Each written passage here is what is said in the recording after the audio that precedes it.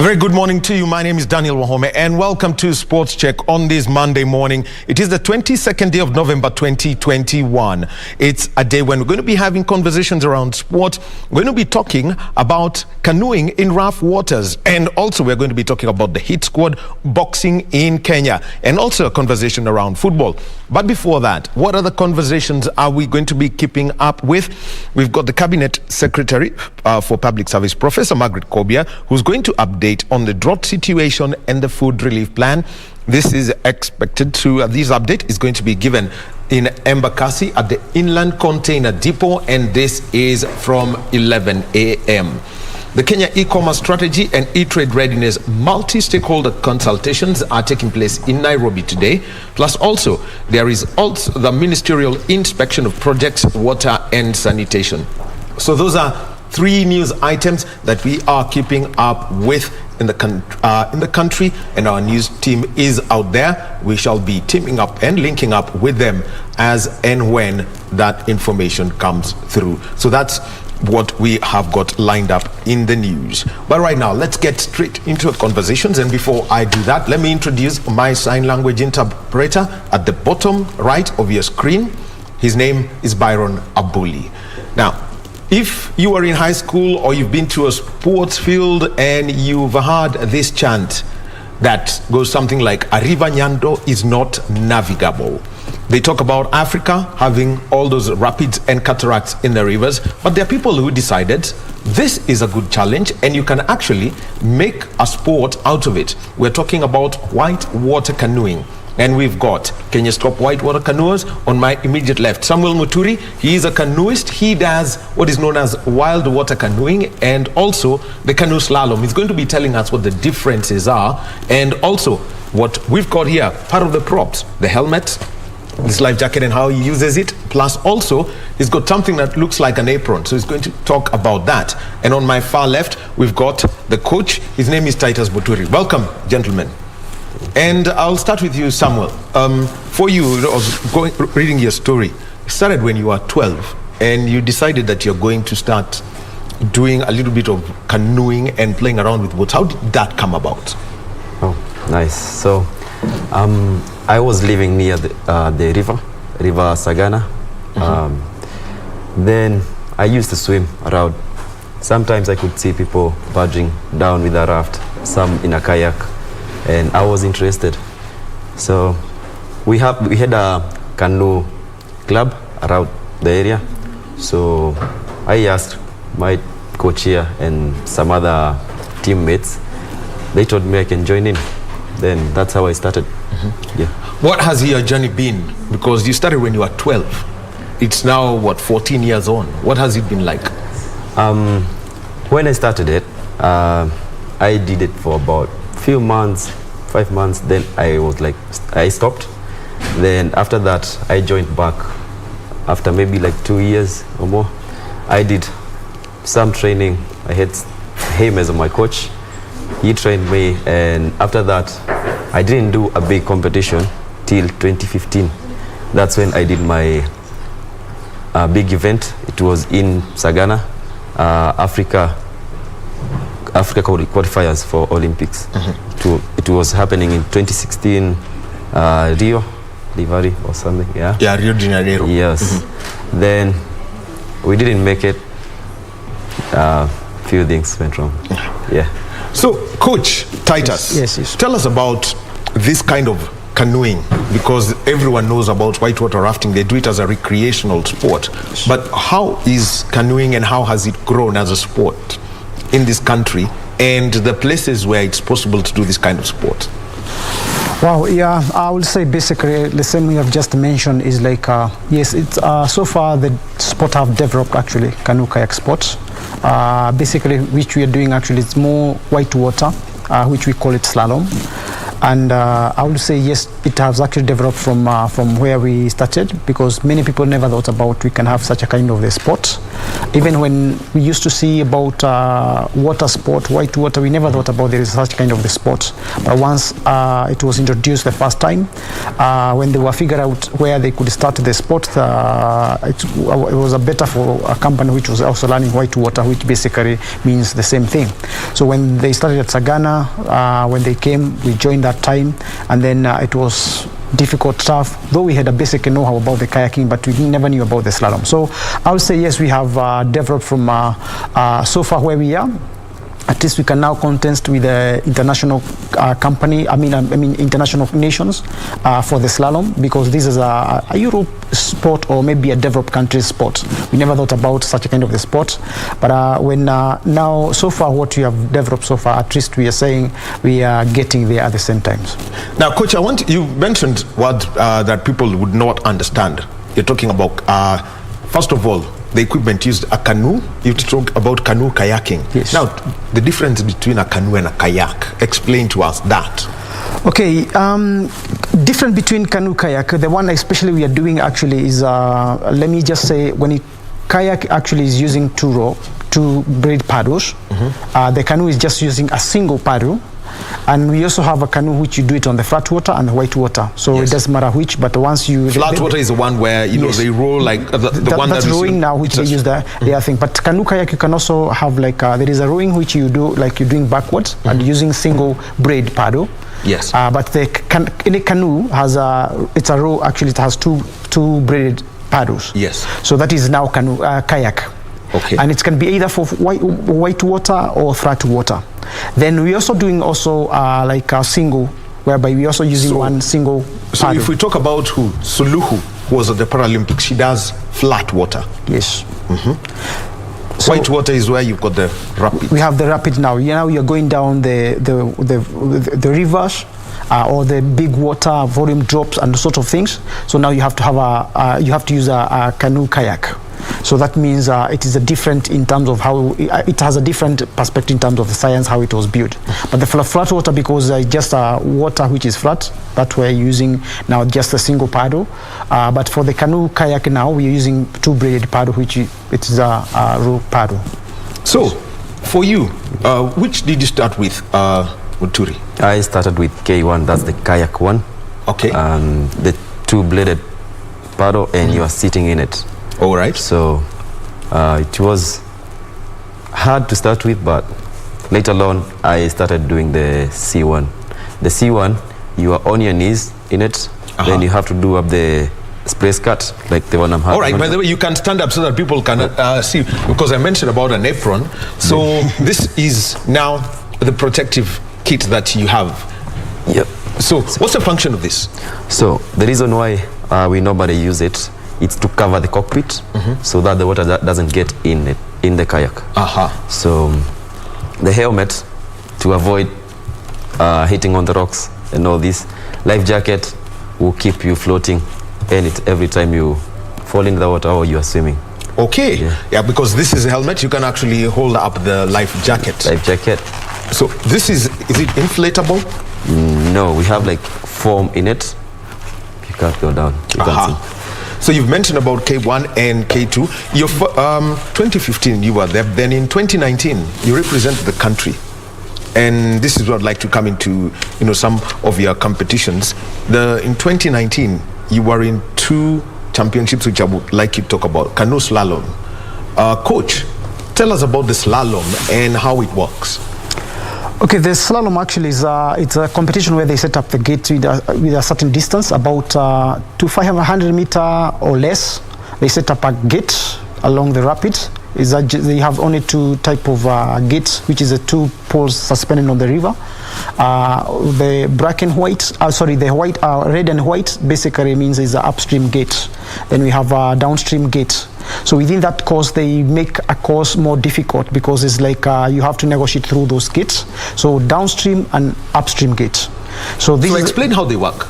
Downstream is where the direction of the water. Yes. So how do you go through the downstream? So the downstream actually is where you are approaching the gate down. You just come straight down in the gate. That is a downstream gate. Yes. So the upstream means you're coming, then you have to approach it from the down up, and then you negotiate in, and then you go down. So it's kind of throwing you down somehow as you approach it.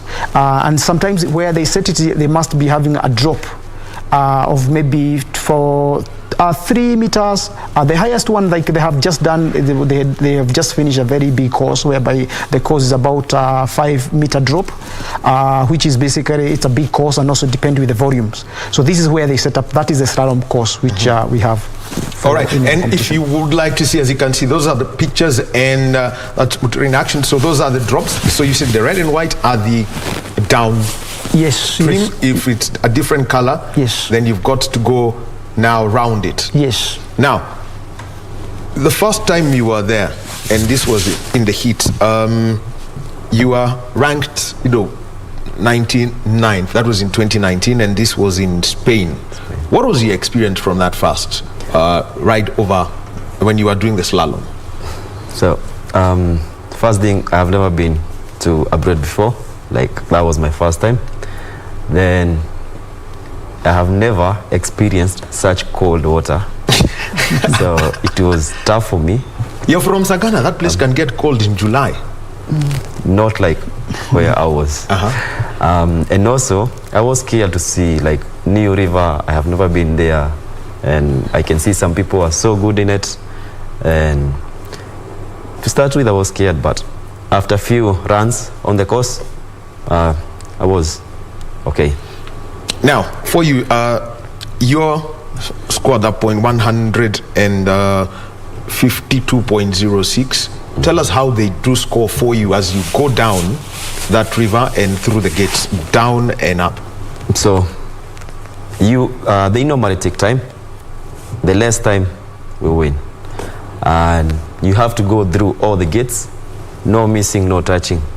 If you miss a gate, it's about 50 seconds penalty. They're gonna add it on your time. Then if you touch, you have 2 minutes penalty. 2 seconds penalty. So no touching, no missing. And you have to be fast, so to beat the others for sure. So Muturi, now you could tell as you go down, then how, for example, how do you now going through those rapids? What are the things that someone needs to know? For example, physically, and also how you, like we've been told about the upstream gates, how you're able to navigate around them. So you have to read water. You know where the eddies are or how to move, maybe behind the rocks and all this. You have to be somehow experienced and know how to control the kayak and using the paddles and all this. Coach, yes. Then from the 2019 experience from the slalom, yes, what were the learning lessons for for Kenya and for Muturi from that championship? I would say yes, there was improvement actually after he was the first time experiencing in Europe actually, and you see there is a big challenge, as you mentioned about Sagana. Actually, it's warm even during June time. Actually, if you look, the altitude there is actually we are in the lowest part of Sagana, so that means even when it's June, it's not that very cold. So basically, what you're talking about is we think Sagana it's an optical illusion. Yes, yes. Actually, if actually where we're going, actually, if you look, that particular thing is almost the same. Actually, it's always very hot, even that particular thing in Sagana, because you see, we are just where we are doing especially the activity where we have the rapids is actually just part of it actually on Mwea. So you can know Mwea actually is hot because they also going right. So my point actually, which I'm giving about what reason that actually lent there is the challenge that we faced. We tried to improve the skills because that was the first time for him to have an experience. Because for the slalom is about a mental thing, number one.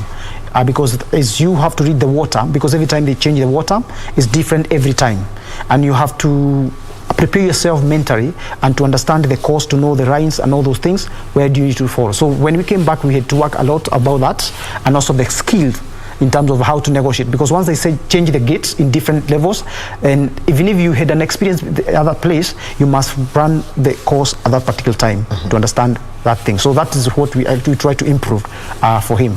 All right, you've mentioned, so they keep changing the gates, which means no two canoeists go through the same course. Okay, I'm not talking about that particular level. I'm saying anytime there is a competition, yes, they have to change the course and the water. And you see the natural science about water, every time there is a water, even if they send the gate the same place, it will be different.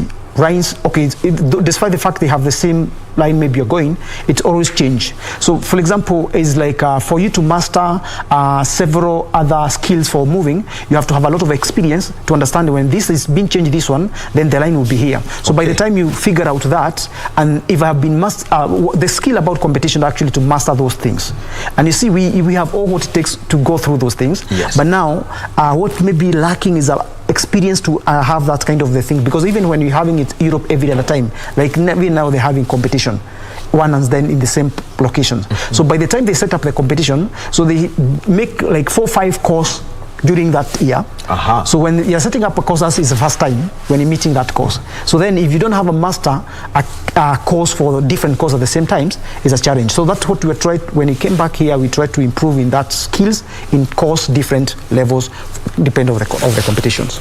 Also in Spain at Laseo, Muturi, you also did the wild water canoeing. Now tell us the difference between wild water and slalom.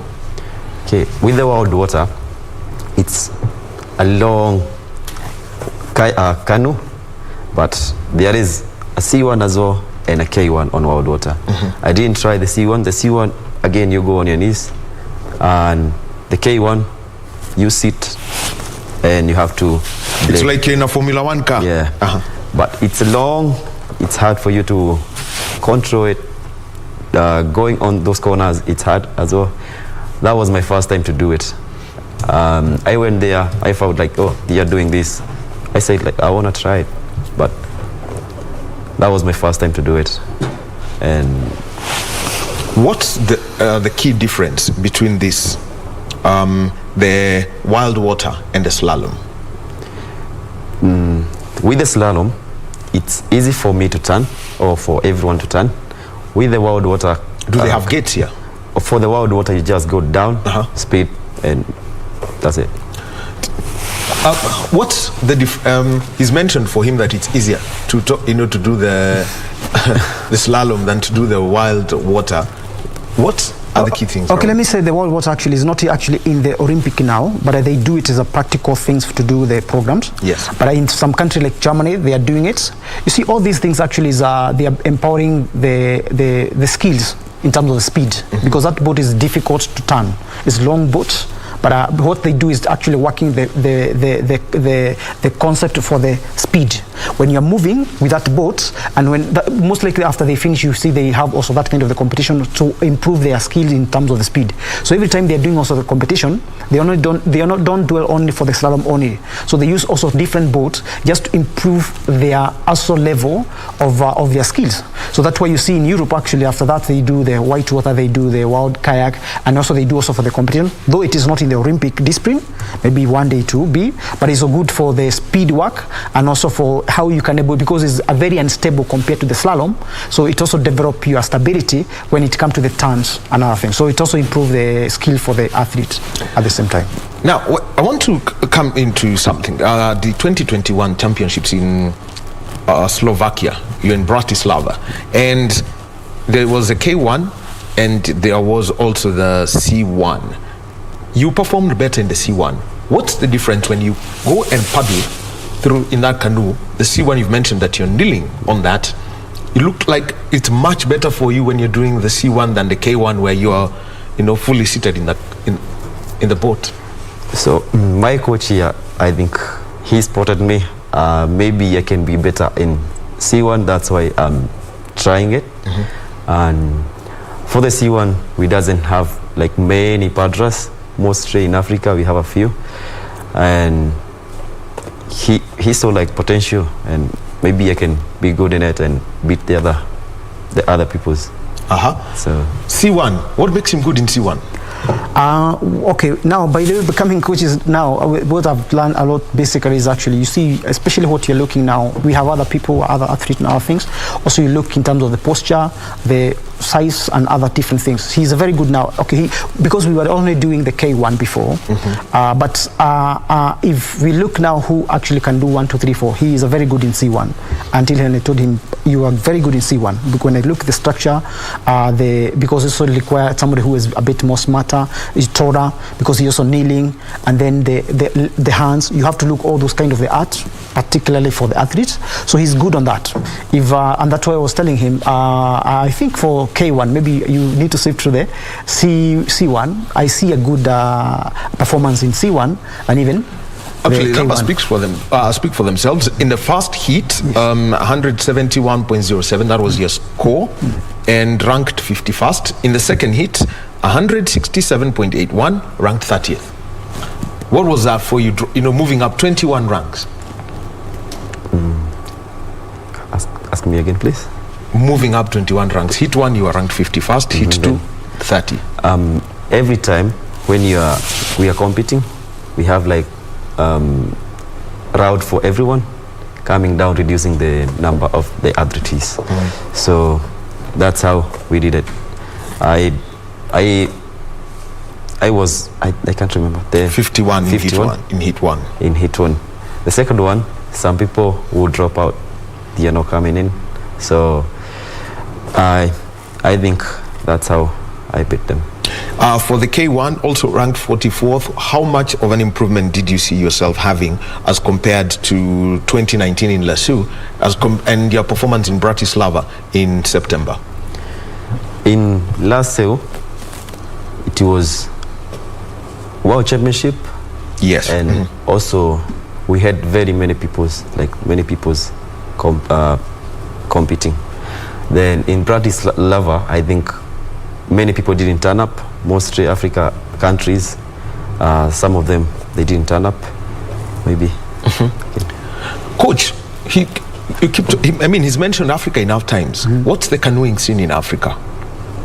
Wow, it's a big challenge actually we are facing, especially in Africa. If you can ask actually why did we went all the way to compete for the Africa qualifier in Europe, not actually in Kenya, actually, in yes. Africa. The African qualifiers were in Europe. Yes. Why? So it's not the only one I know, because I think also rugby are taking Africa qualifiers to France. Yes, so that is one of the major challenges that we are also having, because we need to build up also our systems maybe in Africa to make sure we also have a spot. And that's why it's been even when we're getting up ourselves to that positions, where we are taking the advantage, because we want to say we are not looking there only to qualify to go to the Olympic. We're also fighting for the medals. We also want to compete with all those international competition. But having said that, we also require to have our competition within our place. So we have that kind of the challenge, because also have been having misukosuko hapa na pale, even for the continental, and that caused a lot of challenge. So many other countries, like for example Kenya, now we are in better positions. I think South Africa, for us even to host such a kind of event. So that's why you find even when we have such a kind of programs, we don't have many other African people coming to compete. In fact, we will say we are pure considering to the other people who are competing, because you find when you go to Europe or any other place, you find people who living in UK, you living in France, you living in those Europe, they came from Africa, but they are competing for Africa simply because they have a dual citizenship. So Kenya, we're in a better positions, maybe in South Africa, though they've been having challenge, because when our organization maybe in CAF, it's not maybe for that is Africa Canoe Federations, been having hiccup here and there. But all this, those are the things that we should maybe fight to make sure, even when you have a continental, you should not go to Europe, should be in Africa. Which place would we do, for example, a good slalom course? If you were to talk about Kenya, which are the places? I know there is a whole focus on Sagana. Which other places can we have this? Wow, it's good questions, but basically for me as a coach, I would say as long as any place where we have river, we have rapids, it is possible to have slalom course, not only Sagana. That is where actually we started, because we have a good rapid, we have good other things, but as long as we have rivers and we have rapids, it's accessible, it's good, we can have a slalom course. The national scene, tell us where there is interest around this, because I know the Sagana, there are people who've advertised heavily for the tourism market. Yes. But competitively, where would you like to see the sport looking at the rivers? We know the rivers in Kenya are very easy to identify. Yes. If you go towards Tana rivers, you go south, the rivers become smoother, so they've got fewer rapids. But what about out west? Yes, that would be another potential place. I think you just came from the Western? I was in You just came from the Western? When they were there just exploring, because apart from doing the sports, we also do kayaking as a leisure, and also as part of living at the same times, and also exploring different live at the same times. I've also done a lot of in Western. It's a superb, nice place there. It is a beautiful place where you can do kayaking in Western. And which place is it specifically? I not be very specific rivers, but I know basically we have been done it, especially maybe he can explain further where it is, he was actually. But maybe there is those rivers actually have like white water, because maybe the names I may not be able to recognize where he's at. But yes, we have places where we can. I can talk about Nyando. There's Rivanzoya, yes. There's Yala. Where were you? I was in Yala, Kakamega Forest. We started from, can't remember the certain bridge going down. It was about 25 kilometers going downstream. So we did the whole of Kakamega Forest all the way to the end. Yeah. 2 weeks ago. Maybe it's about 2 weeks ago. About 1.5 weeks ago. Yeah. What was it like going through that river as compared to what you have got normally? I mean, where you've grown up? Mostly down there we have maybe grade 5 rapids, and I have never done it before. So you have to read the water and learn the rapids. So now we are going to have a geography lesson on Sports Check. Muturi, tell us about the grades, because you've talked about a grade 5 rapid. Tell us about those, which means there must be grade 4, grade 3, grade 2 and grade 1. Tell us about those things. Okay, we normally start with flat water. The water is not moving at all. Grade 1, some few waves and no big rapids. And grade 2, you go for you can see big waves, some rocks, and they are creating some maybe stoppers and all this.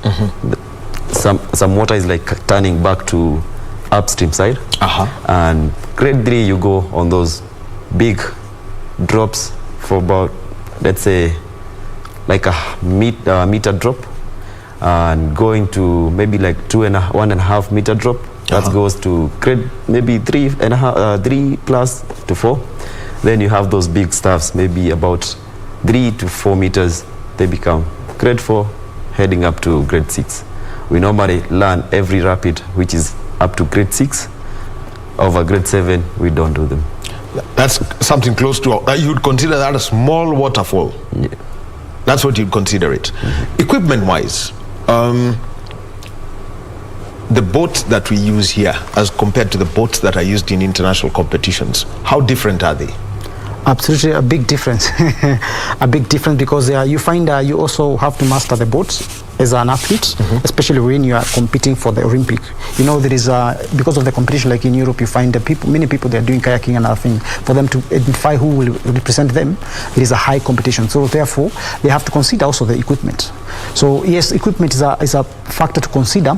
Where, for example, if I say even what to your lucky now we have now 2 boats which came, but when you check the 2 boats that came actually, and even for the people who are competing, they are not. You cannot even compare. They are good boats basically, but in terms of the artwork, the way they are supposed to go in water, because they keep on developing those boats every year. So every year they have to produce a new boat which they'll be competing for that particular. So it's very expensive, so we don't afford such a kind of boat. So we're already using, in fact, what you've been using before is what we got in 2008. We've been maintaining those boats for us to have those particular boats. So even that is another challenges actually we find.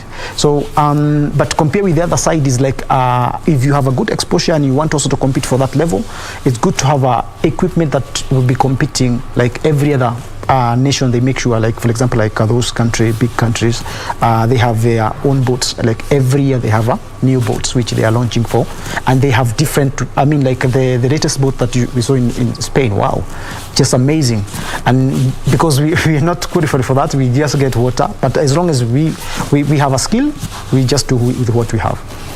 Then, for you, describe the boat in terms of the length, and you know how it is set up for the C1 where you paddle when you're kneeling, and for the K1 where you paddle when you are fully seated in the boat. So once you slide in the kayak, that's the K1, we have like footrest. You have to adjust it according to your height. Then you have to use your knees. We have something we call it kneecaps. You have to sit in a certain diamond shape. Then something at your back, we call it backrest, to just keep you straight. We know we don't lean on the kayak. You have to sit upright. The length is about 3 meters, and they do check the size every time you are doing the competition. And the weight as well, they normally take 9 kgs. Yeah. That is for the K1 and for the or even C1. And C1. Yeah. And what about the height? Because at least we know it's about 3 meters, 9 kilos. How big is it? How would... Let's say... It's actually one foot and a half, because it's actually from where you're sitting, it's actually, it has to be within the water. So, and where you're sitting actually. So it's actually maybe a foot, maybe, I'll call it. Yeah. The other thing that we've seen is international federations and also global federations, say like the IOC, they usually drop grants for development. What the Kenya Canoeing Federation, what are the opportunities that are there that have come from the International Canoeing Federation and also the IOC through the National Olympic Committee of Kenya? Wow, it's a technical question, basically, but I mean, we have to speak it actually the way it is. Yes, we first of all, we'd like to appreciate the most likely through International Canoe Federation, because they also, as it comes to the now IOC, or International Olympic Committee, then there is ICF, like as we under the ICF, International Canoe Federation, and which they've been doing a lot of support, especially, let me say, even for the trip that we always go, sometimes they, like for example, they offer us with the tickets, because sometimes we have a challenge, we don't have maybe we have a constraint in terms of the funds. So especially when you have such an event and we have such a candidate they know about in terms of rank, because they look the rank and say, wow, we should have this particular participant come for this particular event, because we see a lot of potential. And sometimes maybe because of the constraint of the funds, so the ICF, they most likely, especially for the last event that we have been, they've been paying for the ticket for the team, because we didn't have a lot of fund on the other side. So, but however, yes, I would say we have been receiving the support from the international, because when once they identify there is a potential and they see there is a big potential coming that way, they do contribute actually a lot. Of course, the ministry and other things, they also help here and there. But yes, that is what we've been receiving. So we'd like to appreciate, by the way, a lot of support from the International Canoe Federation and also IOC for that we recognize that what actually they do, especially for Wachezanji. When we have like we don't have a ticket and everything, and say, okay, if it's not a ticket, we can provide, and we have been having those things, and we appreciate so much. For you, when you compete against people who are in Europe and they do this, I was reading up, and some of the things you're saying is your speed of turning around the gates when you're doing the slalom is a big challenge, but they seem to, but from what they're saying, the assessment is at the straight you can really, go, you can roll down the straight, but then when it comes to the gates, it's a little bit of a challenge. What are some of the things that you've been told in Slovakia? Okay, I have been doing lots of like whitewater kayaks.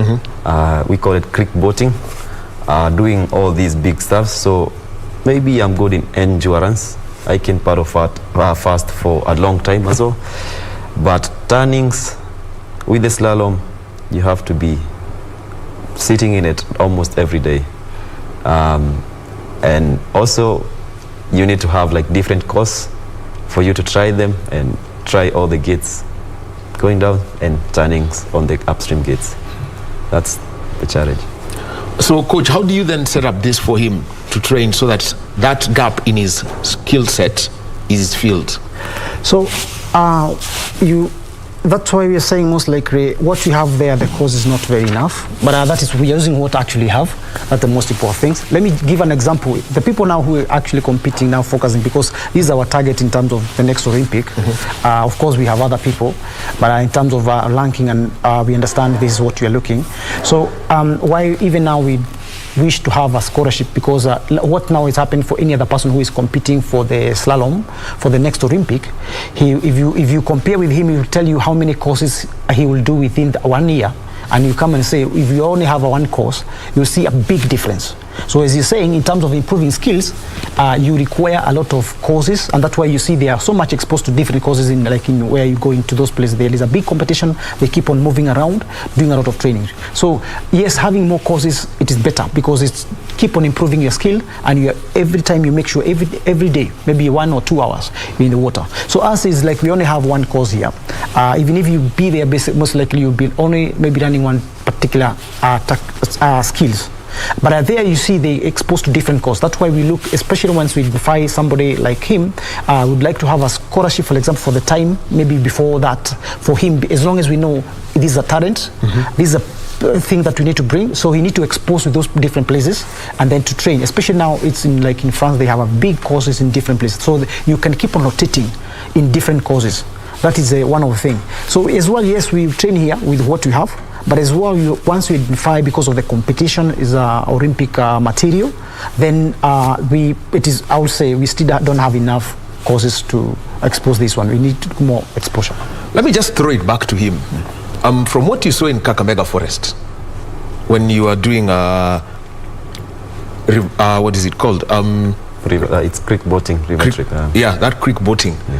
How did you find that river as compared to what you're doing with this particular sport? In River Yara is good more than like way far up than the one we normally do here. So, but the thing is, on a certain stretch, we have some animals, hippos.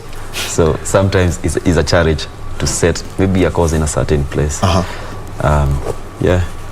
By the way, you mentioned that because you're setting up a course, there is the factor of the distance.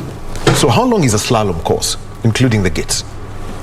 It's about 200 to 250 meters, or like 300 more or less. Then they have to set maybe about 25 gates, maybe half, like 10 to 15 they are downstream and 10 are upstream gates. So that means every 30 meters you're having to go through one gate or turn around it? Yeah, even more. Or even more. Yeah. Now, the next thing is attracting more people to this sport. What needs to be done, coach? Because already we've seen, for example, he's mentioned River Yala.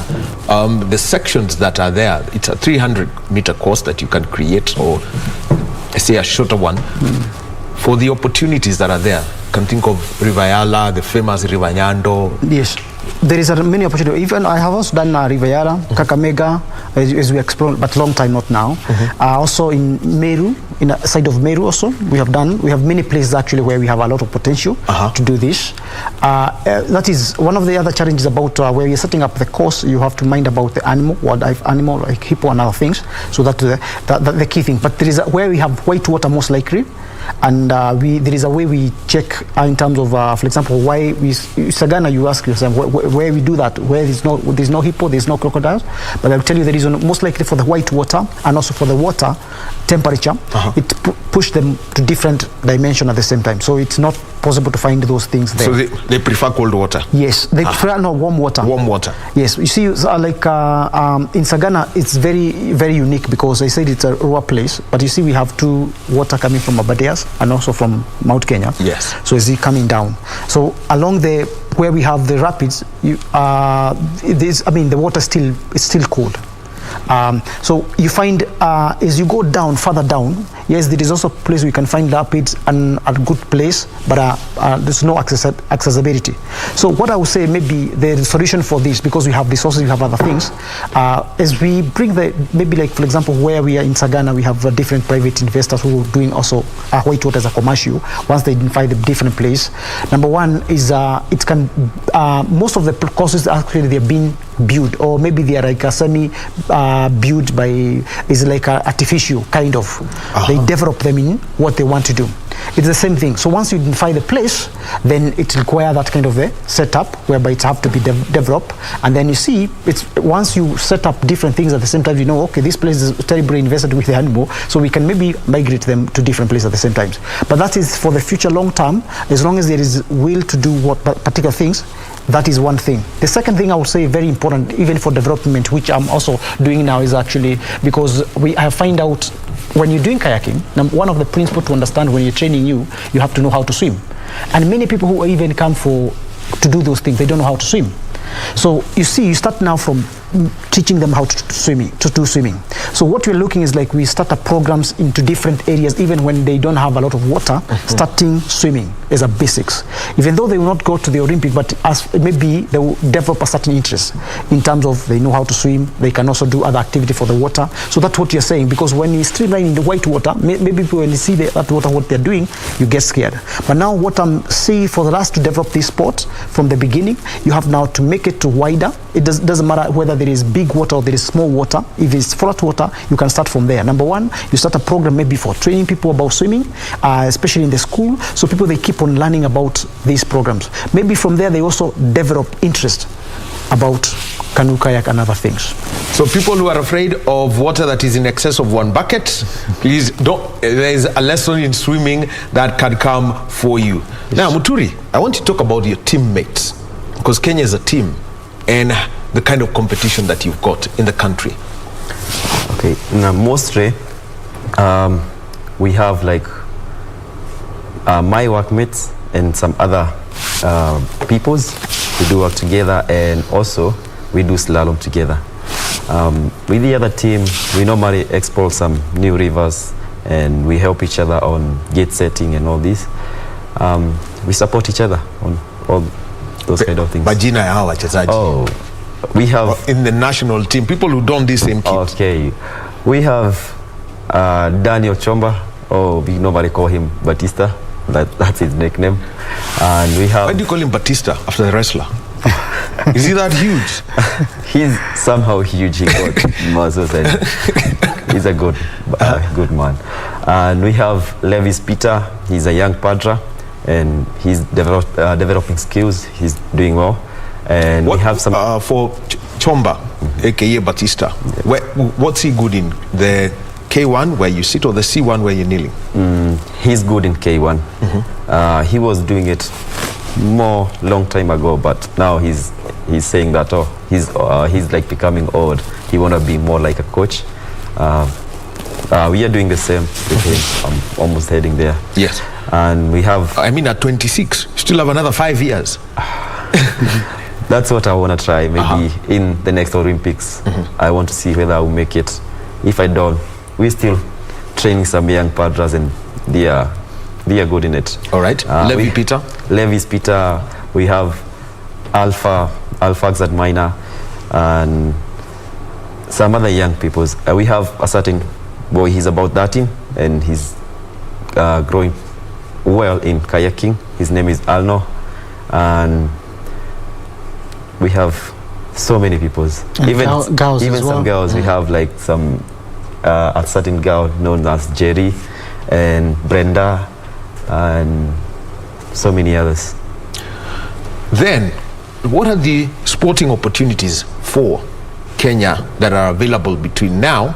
There's the Commonwealth Games coming, there's the African qualifiers for the Olympics coming, and Paris 2024. What there in between? Yes, we at the moment we're looking forward to work for the Youth Olympic actually. That is catching for us now. The next Youth Olympics are in Senegal 2026. The Youth Olympic? Yes. It's coming after every 2 years. After the Olympic is actually... Yes, because it was supposed to be in Senegal, but I think it's been delayed. It's been okay, yes. Fine. That was actually our target, but maybe if there was that kind of the change, that is what you're working on. But every time is like, every year we have like world championships. What you're looking is like, because our main target is about Olympic, and we have high prospect actually, let me say, with Sami and also other people who are coming, like the upcoming, but because that's our main target at the same times. But we still have our world championships which keep on developing skills which give more rank in terms of the slalom. So at the moment we have the next world championship, slalom world championship, which is we would like to engage our young people. When is the next world championship? The next world championship, it will be on the next year, actually, on September next year. Yes, September next year. It might happen. That is actually next year. But we still have World Cup, because there is a World Championship and also World Cup. So the World Cup actually, it's within the Europe Cups, which they do those basically. You don't have to, but most likely they also give us an opportunity if you'd like to participate for this thing. But we find it a good thing if there is a finance for that particular things, just to advance more skills for those particular things. We don't attend 4 of them, but at least most likely World Championship, because for the World Championship we have a chance for the ICF and IOC to sponsor in terms of the ticket and other things, accommodation, things like that. The World Cup series provides more opportunities. Has the Kenya Canoeing Federation, made an approach such that the prospects are there? I have seen some other sports where athletes have been partnered with another federation or a country where the sport is good, and so that their talent can be, their skill set can grow, so that you stop simply saying this one's talented, but now this one's properly skilled. Yes, I would say maybe the moment of what the federation, despite the fact that maybe the just technical challenges which have been there, but if they just see it as an opportunity, because if you ask ourselves, in 2008 and 2015 we had an Africa Championship in Kenya. It's a big opportunity whereby it will create a platform that will just make a lot of skills now to develop, whereby we can even having them coming to our country. I remember in 2008, yes, when the first time we had group from America, from Europe, they just came for the event. In fact, that is another way of attracting tourism. Basically, if you have such an event, hosting them in Kenya rather than going to Europe, especially for the continental Africa, it will create a big avenue. And you see, there is many people who come, skills we have to learn a lot of skills, because there is many other athletes who would like to come to compete in Kenya. Maybe they have never been to Kenya. They'll say, oh, I want to go there competing, for also to be in Kenya, also to be in Africa. So it's also excited for them. So it's a platform where if the federation, I think they are working hard to see such kind of opportunity. Anytime we have such an opportunity to prepare for such an event, we have all what it takes, because we have an athlete, we have maybe the boats. It's only just by the goodwill of the leaders, and then I think we can have a good thing here. All right, now as we close, Muturi, what's your target? There is the Paris Olympics in 2024. What's your target, plus also for your teammates? Because it will be good to have not just one Kenyan. We don't even mind having 4 Kenyans participating in canoe slalom out there. So since we got like some 2 new kayaks, and the ones we had, we are training hard, and we have been doing like 4-5 training per week, and we also train these young peoples every week. Most of them are in school, but we are trying to have maybe 1 session per week. That's over the weekends, definitely. Yeah. So my target is to be in Olympics in Paris 2024, and that would be good for me. All right, there you've had it from Samuel Muturi. He is a slalom canoeist. He represents the country, and he was at the World Championships in Bratislava, Slovakia in September, improving his ranking with a target for the Olympic Games. And also on the far left, we've got Coach Titus Mukundi. Thank you very much, Titus and Sami, and we wish you all the best. And for those of you who are afraid of water that is in excess of a bucket, learn how to swim, and the next thing you will be doing canoeing and kayaking in the white waters of the country. And we've learned that out west, you've got River Nyando, you've got River Yala. They can actually provide great things, and Kakamega Forest has a section that can actually be exciting and can offer a challenge. Thank you very much, gentlemen. and wish you all the best. Well, we'll be taking a short break now, and when we get back, let's talk about the sweet science, boxing. The next year, Kenya's boxing teams have got a lot of activities. There is the Women's World Championship that's going to take place in Istanbul, Turkey. We have got the Commonwealth Games in Birmingham, England, and also we've got the African Championships. The teams that are going to represent the country at that point are going to be selected. Part of the selection happened over the weekend. There is one more chance for you to break into the national team. For that and more conversations, we shall be joined by the coach of the Heat squad, Musa Benjamin, at the end of this short break.